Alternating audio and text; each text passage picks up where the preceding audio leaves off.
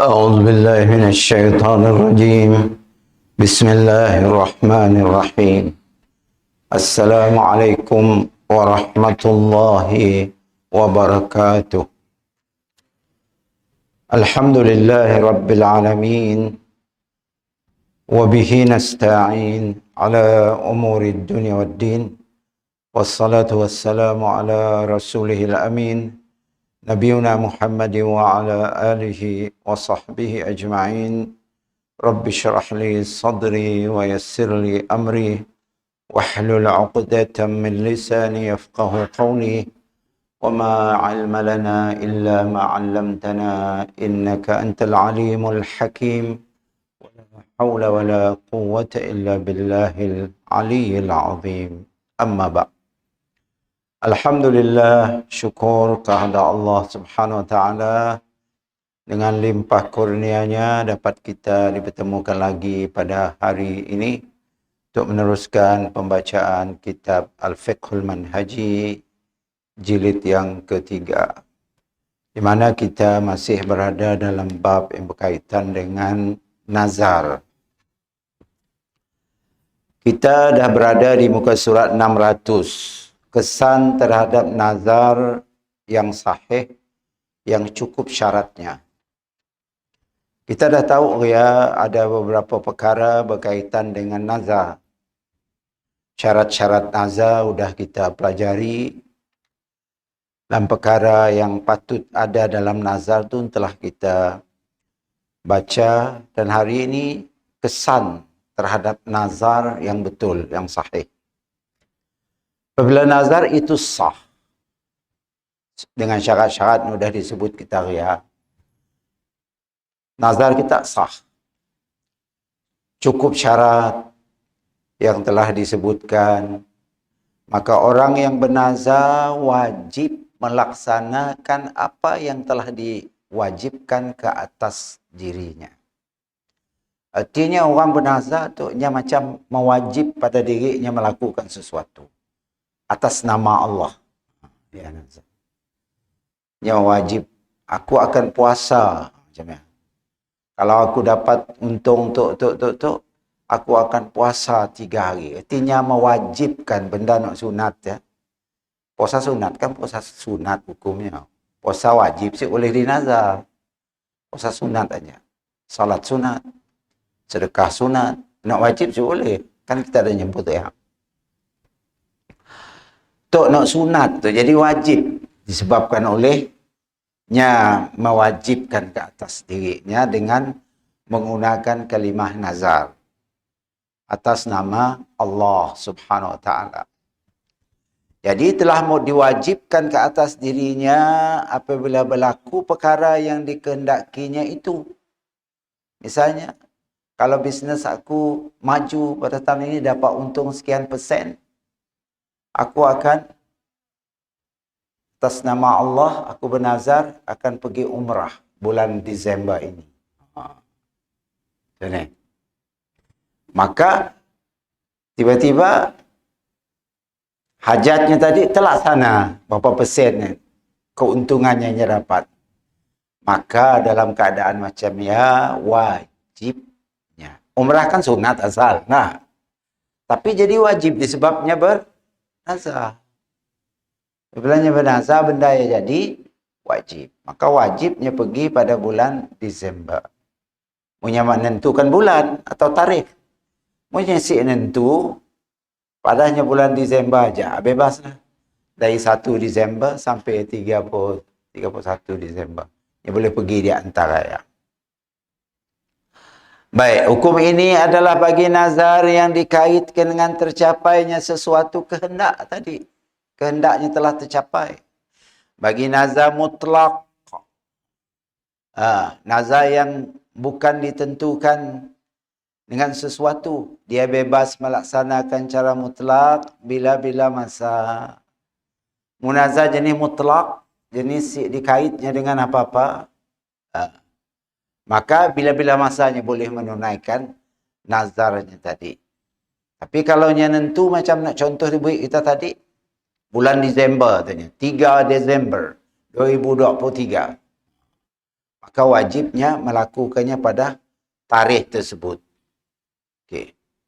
Dia wajib melakukan apa yang dikaitkan dengan nama syarak, sama ada yang dinazar itu sembahyang. Aku akan sembahyang sunat, witir, 11 rakaat. Misalnya. Sembahyang sunat witir kan sunat. Tapi apabila ia bernazar, nak ia benda jadi wajib. Munya si nunai, wajibnya membayar kafarah ataupun denda. Si bayar denda, kafarah, berdosa. Yang berhadapan dengan Allah Subhanahu Wa Taala di akhirat kelak. Kena yang guna nama Allah. Sama macam sumpah ya nak. Kan? Lebih kurang ya sumpah dengan nazar tu. Kalau dia bernazar untuk menunaikan sembahyang dan tidak dikaitkan dengan cara atau bilangan tertentu, maka dia wajib melakukan sembahyang 2 rakaat dalam keadaan berdiri sekiranya dia mampu berdiri. Ini berdasarkan kewajipan yang paling minima dalam hukum syarak. Yang nyebut rakaat. Aku akan sembahyang sunat. Sembahyang sunat paling sikitnya kan 2 rakaat. Sunat biasa pun, bukan sunat witir. Sunat biasa pun. Paling sikitnya kan 2 rakaat. Maka wajibnya melakukan 2 rakaat. 2 rakaat. Karena paling minima salat sunat biasa, sunat biasa adalah 2 rakaat. Manakala jika dia menazar untuk menunaikan sembahyang beberapa rakaat ataupun menazar untuk sembahyang sambil duduk, pelik nazar itu, maka wajib dia melakukan kadar dan cara yang telah ditetapkannya.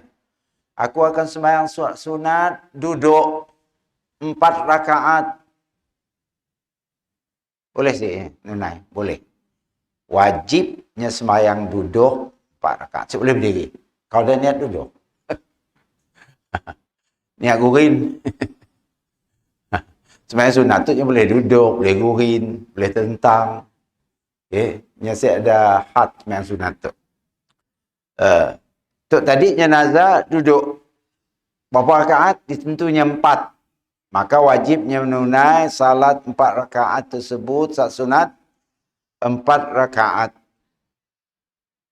Manakala jika dia menazar untuk menunaikan sembahyang beberapa rakaat, maka wajib dia melakukan kadar dan cara yang telah ditetapkannya. Tetapi jika dia menunaikan dalam keadaan berdiri, maka itu lebih afdal.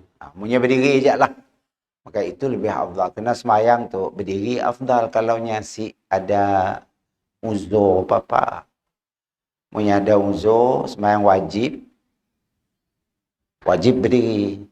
Sembahyang sunat, sunat berdiri. Sembahyang sunat, sunat kita berdiri juga. Tapi boleh duduk. Macam tadi kita sembahyang lepas maghrib. Kita malas nak angkat. Boleh saya sembahyang duduk? Boleh. Menggurin? Boleh. Bisik bagu rupa lah kau gurin. Dalam sudut rumah boleh lah. Itu bisik bagu rupa. Nampak elak pemalas lah. Nampak elak pemalas. Kalau dia bernazar untuk berpuasa secara mutlak, hanya bernazar untuk puasa tanpa dikait dengan perkara lain, maka yang paling minima wajib ke atasnya adalah puasa 1 hari. Menyesik nyebut. Menyesik berapa hari? Sekiranya aku dapat aku bernazar atas nama Allah untuk puasa sunat. Menyesik tentu berapa hari? Maka paling minimanya puasa sehari. Sama macam sembahyang tadi. Aku bernazar sembahyang. Sebutnya sembahyang aja. Si nyebut rakaat. Maka minimanya 2 rakaat. Macam ni. 2 rakaat. Tetapi jika dia menazar untuk berpuasa selama beberapa hari tanpa menentukan bilangan, maka yang paling minima kewajipan ke atasnya ialah puasa 3 hari kerana ia adalah had minima yang jamak. Sama macam tu. Kalau dia bernazar untuk bersedekah, maka dia wajib bersedekah kepada orang yang boleh menerima zakat seperti orang fakir dan miskin menggunakan barang miliknya yang paling rendah nilainya. Ia berniat untuk sedekah secara mutlak. Hendaklah hanya mencari orang yang betul-betul berhajat kepada sedekah tersebut. Macam fakir, miskin, orang yang memerlukan, cari. Bukan sekati beri, bukan. Pilih orang yang dibolehkan menerima zakat. Sekiranya ibadat yang diwajibkan ke atas dirinya itu dikaitkan dengan keadaan, masa atau bilangan tertentu, maka pada prinsipnya dalam keadaan ini wajiblah dia melakukan kewajipan itu mengikut cara dan keadaan yang telah ditentukannya. Kiranya mewajibkan atas dirinya melakukan suatu ibadat, maka wajib ke atasnya melakukan perkara tersebut mengikut cara dan keadaan yang kita pun telah tentukan. Misalnya, aku niat nak sembahyang di masjid Jita. Jita sebut. Masjid At-Taqwa Jita. Sekiranya aku begini, dapat sesuatu yang aku suka, maka aku bernazar untuk sembahyang sunat 2 rakaat di masjid Jita. Hanya nentu macam ya. Maka wajibnya sembahyang tempat yang mudah disebutkan olehnya, yaitu Masjid At-Taqwa Jita.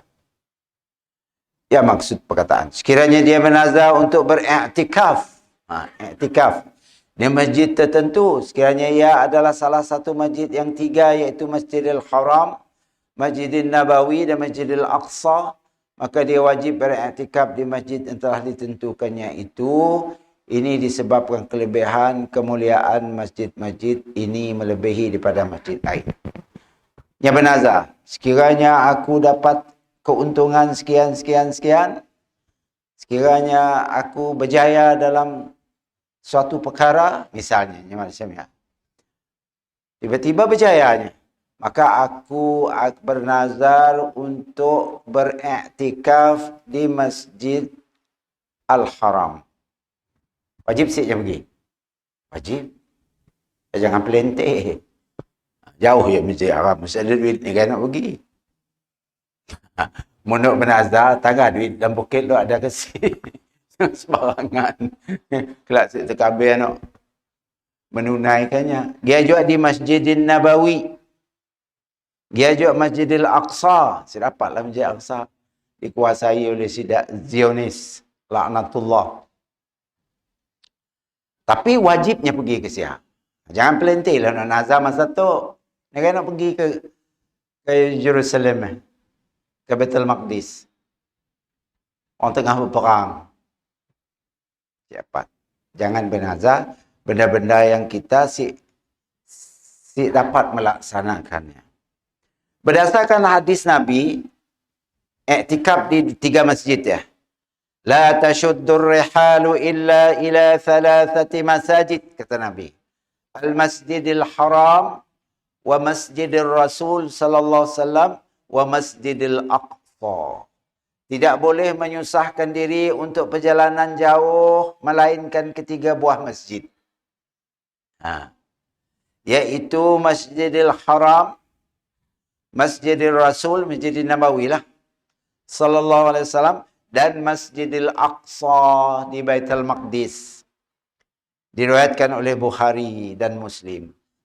Jadi kita jangan maksa-maksa diri nak pergi ke lain, kecuali yang boleh kita maksa diri pergi, kumpul duit, 3 masjid saja. Pergi ke lain, sip perlu.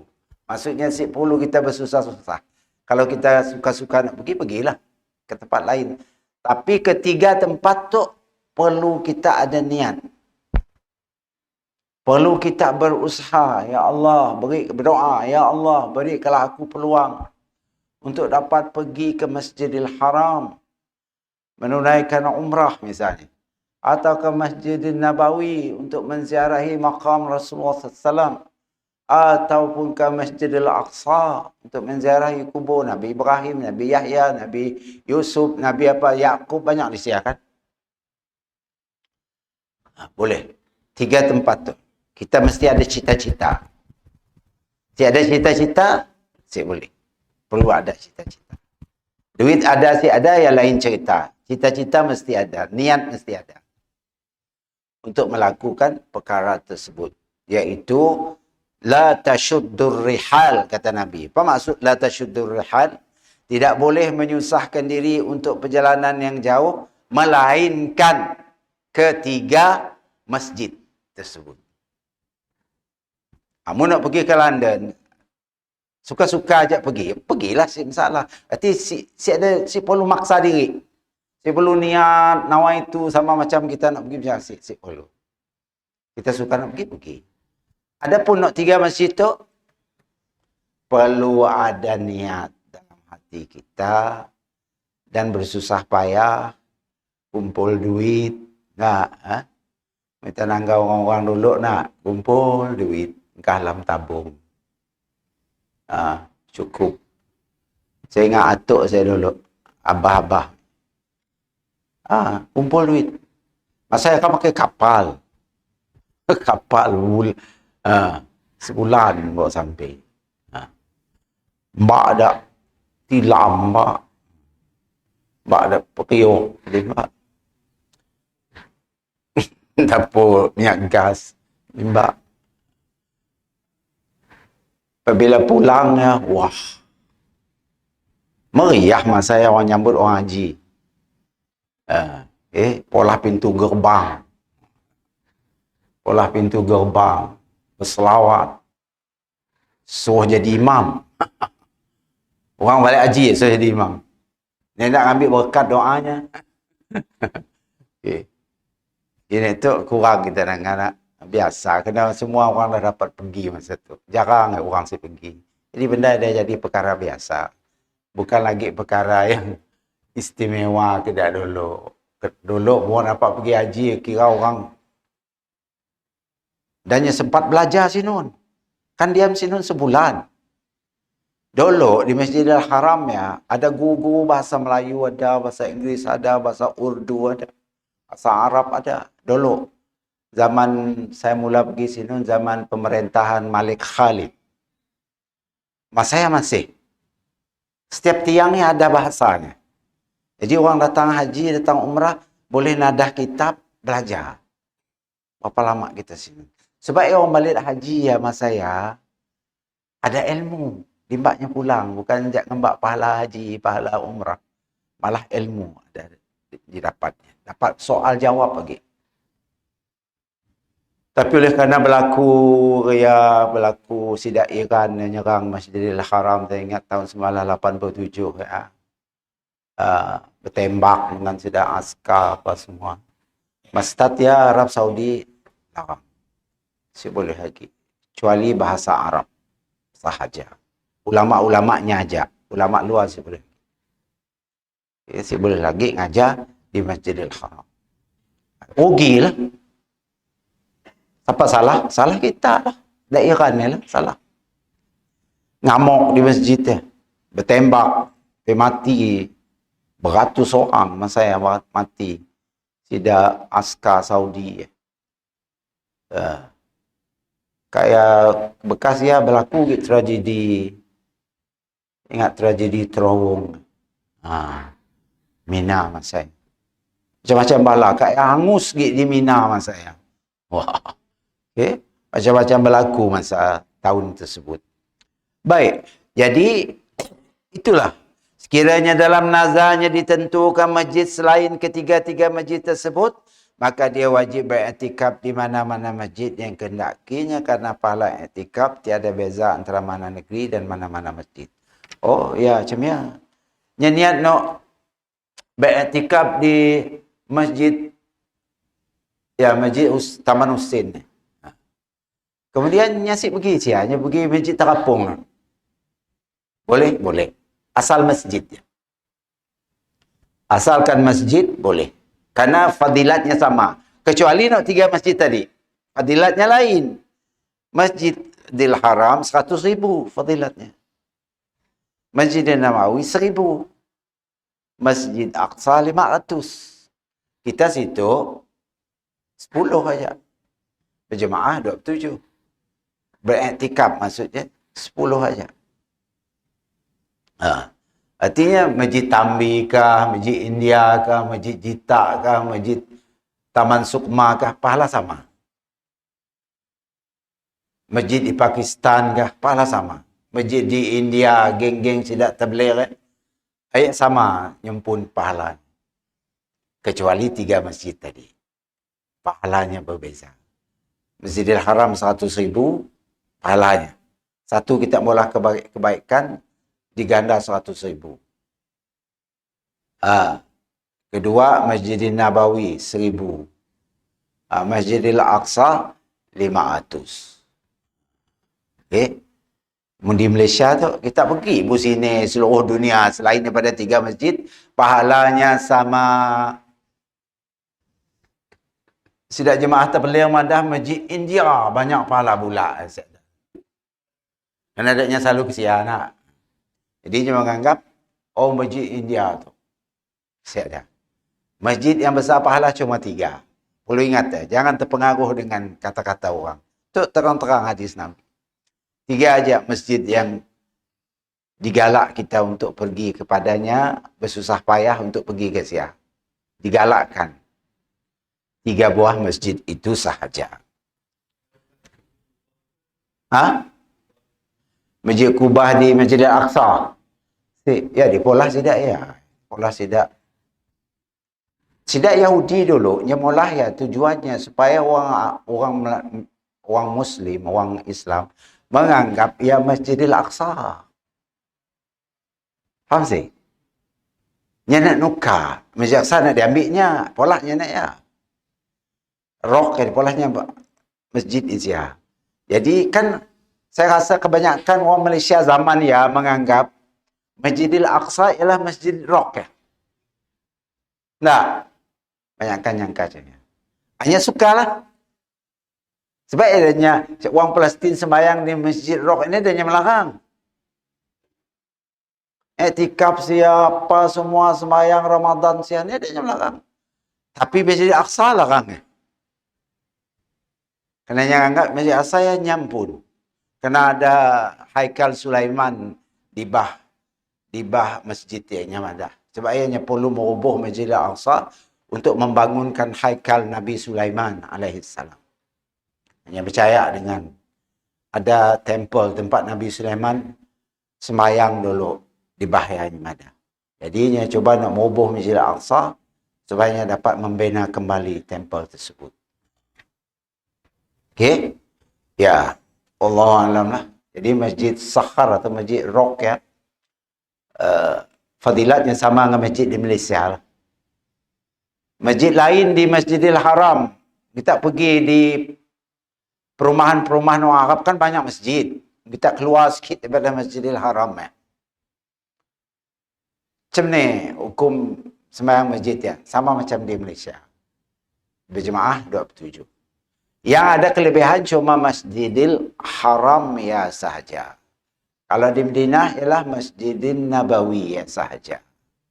Ada pun masjid di sekitarnya sama macam masjid kita situ. Fadilatnya sama. 3 aja. Okey, 3 aja.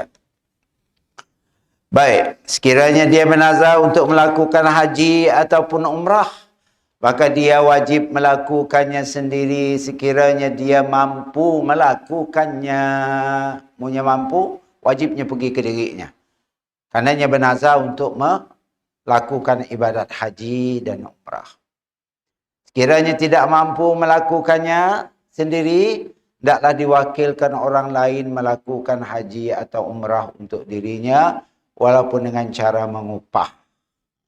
Menyisik terkabir, yang boleh nyuruh orang lain. Hukum ini sama dengan kewajipan melakukan haji. Yang wajib apabila dia tidak mampu melakukannya sendiri, maka dia boleh mewakilkan orang lain bagi pihak dirinya. Dia sakit, paralyzed, siapa pergi ke Mekah.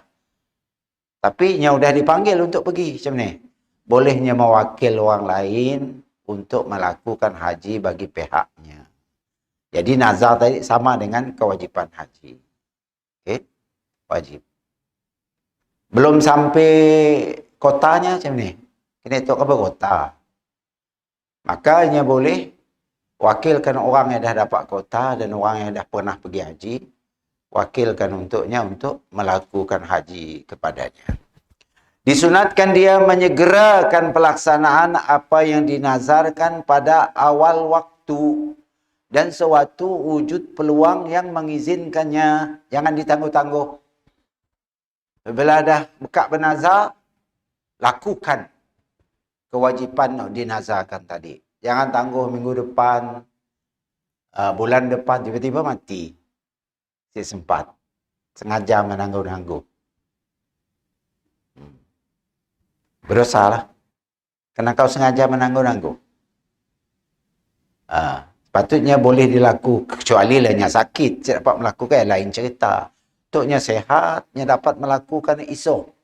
Tapi tangguh. Tangguh minggu depan. Sebelum datang minggu depan mati. Okey. Maka jadi masalah. Disunatkan dia menyegerakan pelaksanaan apa yang dinazarkan pada awal waktu dan sewaktu wujud peluang yang mengizinkan. Ini dilakukan sebagai cara untuk segera melepaskan diri daripada kewajipan tersebut. Supaya kita nisi terikat lagi dengan nazar. Ya. Takut kita sakit, tidak dapat melakukan kelak kan jadi nyusah. Kita kan bernazar dah. Atau kita mati. Sekiranya dia mampu melakukan haji atau umrah tetapi dia melewatkan pelaksanaannya lalu dia mati, maka haji atau umrahnya itu hendaklah dilakukan oleh orang lain dengan menggunakan hartanya. Nazar nak mula haji, tiba-tiba mati, maka bolehnya mengganti, mewakilkan kaum kerabat yang masih hidup, ya, mewakilkan kepada seseorang untuk menunaikan haji bagi pihaknya, tapi menggunakan duitnya, duit orang mati. Ya. Menggunakan duit si mati. Kerana tidak berlaku tadi, sekiranya dia mati sebelum mencapai kemampuan melakukan haji atau umrah, maka tidak ada kewajipan dalam melakukannya. Ini kerana tidak berlaku pengabaian tanggungjawab dan keadaan begini.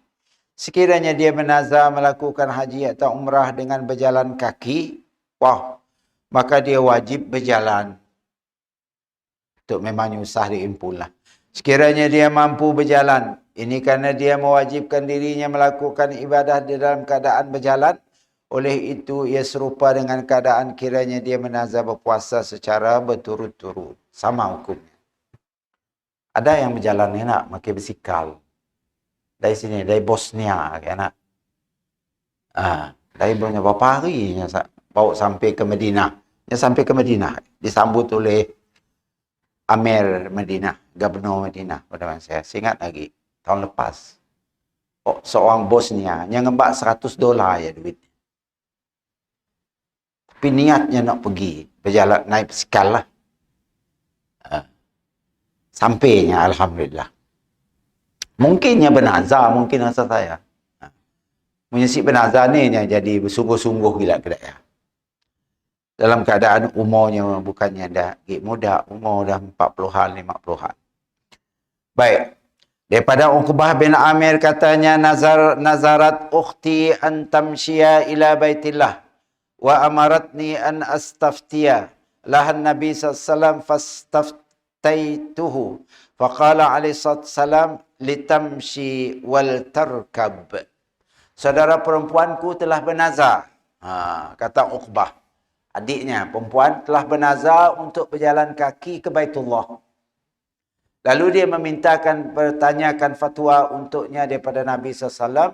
Lalu aku pun bertanya kepada baginda. Nabi SAW menjawab, dia boleh berjalan kaki atau menunggang kenderaan. Ya jawab Nabi. Boleh jalan kaki, boleh menggunakan kenderaan. Dari sini, dari Mekah lah, dari Madinah lah menuju ke Mekah. Berjalan kaki. Sekiranya dia menazar untuk menghadiahkan binatang ternakan iaitu unta, lembu dan kambing ataupun harta ke Mekah, maka dia wajib membawa hadiah ini ke sana. Juga hendaklah dia menyedekahkannya kepada orang fakir dan miskin, sama ada mereka penduduk Mekah ataupun orang yang mendatangi melawat Mekah. Macam mana nak ngembak lembu pergi sini? Tapi boleh beli sini lah.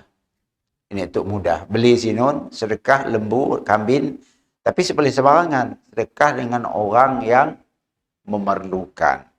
Orang memerlukan ialah orang fakir, miskin, dan orang yang berhajat. Sekiranya dia bernazar untuk menyembelih kambing di negeri selain Mekah dan mengagihkannya di negeri itu, maka hendaklah dia menyembelih negeri tersebut dan mengagihkan dagingnya untuk orang miskin di situ sebagaimana dia berniat untuk menyembelih dan mengagihkannya di negeri tersebut. Ini kerana sembelihan adalah jalan kepada pengagihan yang dimaksudkan. Apabila dijadikan tempat sembelihan adalah tempat pengagihan, maka ditentukanlah tempat menyembelih itu sebagai tempat mengagihkan dagingnya. Bahayalah. Yang niat, saya akan pergi ke Indonesia misalnya. Beli kambing sinun dan akan mengagihkan, membagi-bagikan dagingnya di sinun. Wajibnya pergi Indonesia, beli kambing, agihkan di masyarakat sinun.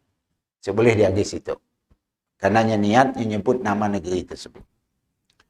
Sekiranya dia bernazar untuk menyalakan lilin bagi menerangi tempat kunjungan yang dibina di atas kubur orang-orang saleh dan para wali. Sekiranya dia nazar ialah untuk menerangi kawasan orang ramai yang tinggal di situ atau melawat kawasan itu, maka nazar adalah sah dan dia wajib melaksanakannya. Sekiranya dia berniat untuk menerangi kubur walaupun disertakan dengan niat untuk menerangi orang ramai, maka nazar itu tidak sah. Ya, zaman masih ada bisi lampu dulu lah. Nya bernazar untuk nerang kubur, sah nazarnya. Tapi punya bernazar untuk nerang kawasan kubur ya, supaya gelap gila. Ya boleh. Wajibnya melaksanakan nazarnya tersebut. Tapi untuk nerang kubur yang pun sah. Karena dilarang juga.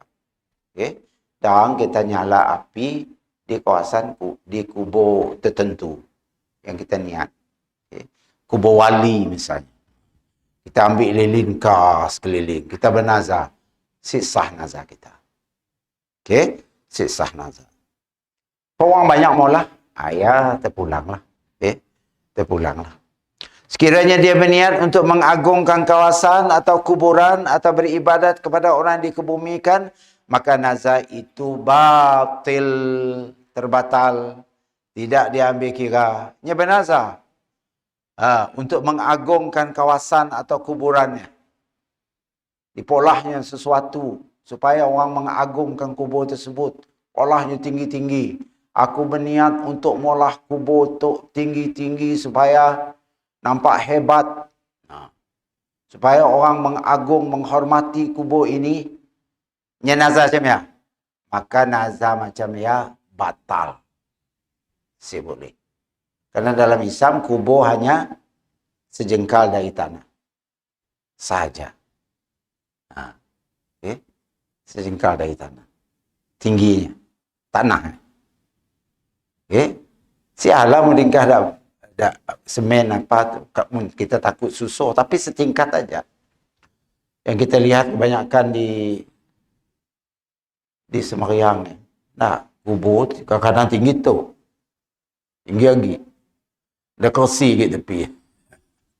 Ada kersi tepi. Batu kerikil ditabur siap. Tulis lagi Al-Fatihah. Okay. Tulis Inna Lillah wa Inna. Ayat Quran ditulis di kubur. Apa gini ayat Quran? Kau macam selalu menghina ayat Quran ni ringkah di siapa? Okay. Tapi oleh kerana mengekspresi cinta dengan orang mati ya tadi. Jadi maulah macam-macam. Kah bunga, batu mauma, ukiran. Okay. Maka punya bernazar untuk cemia. Maka kata kitab Imam Syafi'i itu nazarnya batil dan tidak diambil kira. Tidak ada pahala, saya dapat. Okay, batil. Karena kubur boleh dihias. Macam ni model kubur yang sepatutnya. Apa pernah pergi ke Baqi'? Macam ni model kubur yang dibenar Islam. Tak? Ada pergi Baqi' nak? Kubur Sayyidina Osman, macam ya juga. Kubur Ruqayyah anak Nabi, macam ya. Kubur Khadijah, macam ya juga. Patutnya mu kubur sidak ya, amun di Malaysia tu mu kubur geng-geng no hebat-hebat ya. Setahu tinggi ni tak polanya. Nah. Tapi di sini sih kubur Malik Faisal dulu, macam ya juga. Di Riyadh. Kubur Malik Fahad meninggal dulu anak. Sampai seorang paderi yang masuk Islam disebabkan melihat upacara pengkebumian. Betapa simpelnya walaupunnya raja nya boleh molak kuburnya dari emas pun boleh nisan apa semua, tapi kuburnya macam orang kebanyakan di sini. Maka Pederia convert Islam disebabkan oleh benda ya. Betapa simpel. Kalau orang Kristian, kalau orang hebat macam yang mati, wow, sedangkan masa mati Queen Elizabeth tu kemain je nak. Bapa belanja juta kali untuk pengkebumiannya aja. Berbagai-bagai upacara dipola.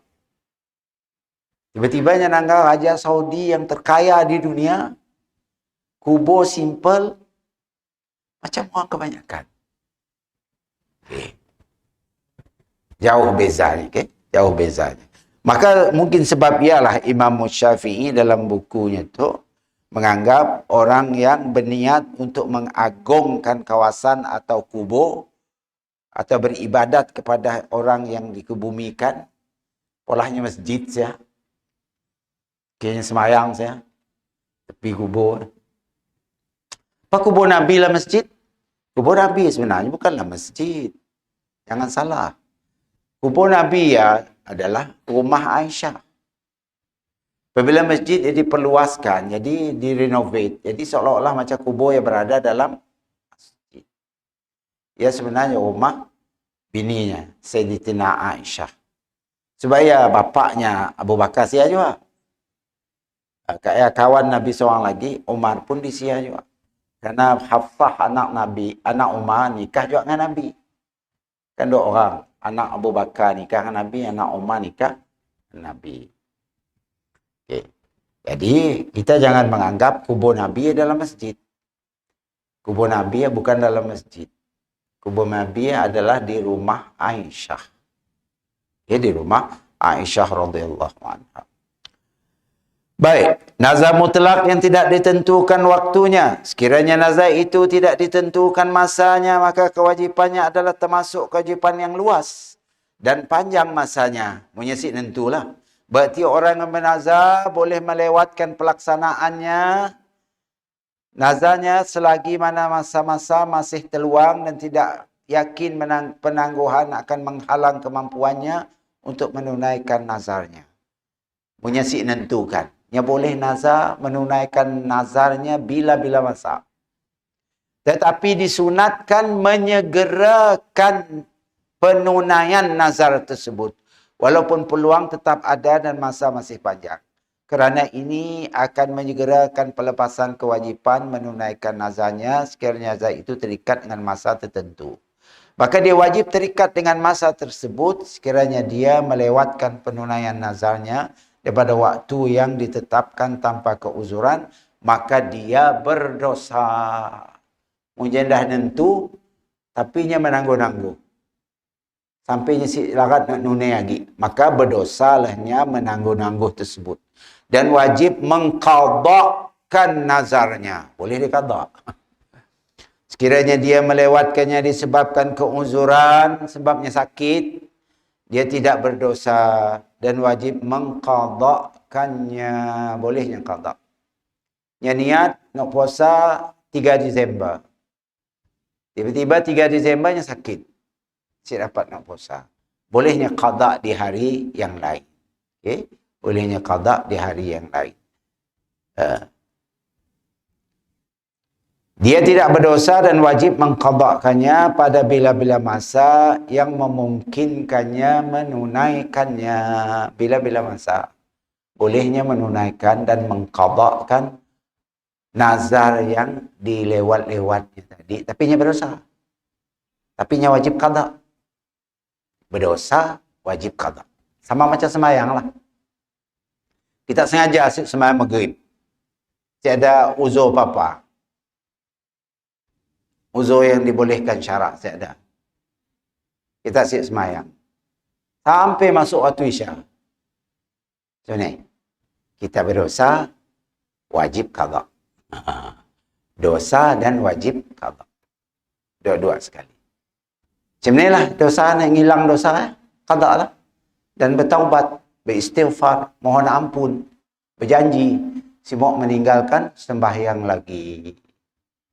Barulah Allah ngampun dosanya dan wajib ke atasnya qada sembahyang yang ditinggalnya tadi. Cemialah juga masalah nazar tu tadi. Sama adanya sengaja melambat-lambat ya. Tapi punya sakit, si dapat menunaikan, makanya si berdosa. Cumanya wajib qada sahaja. Maunya sengaja melambat-lambat, tanpa sakit, tanpa apa, wajibnya qada dannya berdosa. Dua sekali, berdosa. Mungkin setakat diajak dulu. Wallahu a'lam bissawab. Habislah kita tajuk nazar. InsyaAllah minggu depan kita tajuk baru bab 8. Pemperburuan dan sembelihan. Okay. InsyaAllah lah. Mau panjang kita bertemu minggu depan untuk tajuk baru, pemburuan dan sembelihan insyaAllah. Aqulu qawli hadza wa astaghfirullah li wa lakum. Assalamualaikum warahmatullahi wabarakatuh.